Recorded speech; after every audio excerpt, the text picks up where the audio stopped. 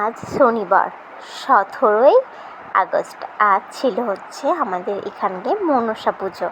তো প্রত্যেক বছর আমি মনসা পুজো করি, আর এবছর আমি পুজো দিতে যাচ্ছি, আর ওখানে কিন্তু আমি দণ্ডিও কাটবো আজকে। তাই সকালবেলা আমি কিন্তু স্নান বাড়িতেই করে নিয়েছি, আর তারপরে পুজো নিয়ে চলে গেছি।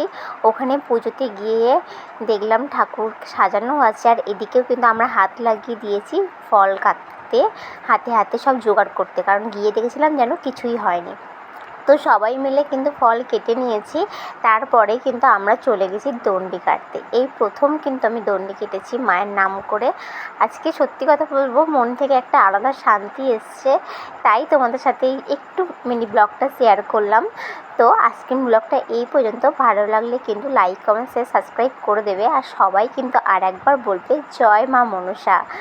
মনসা মা সবার ভালো করুক, সুস্থ করুক, সবাই ভালো থাকুক।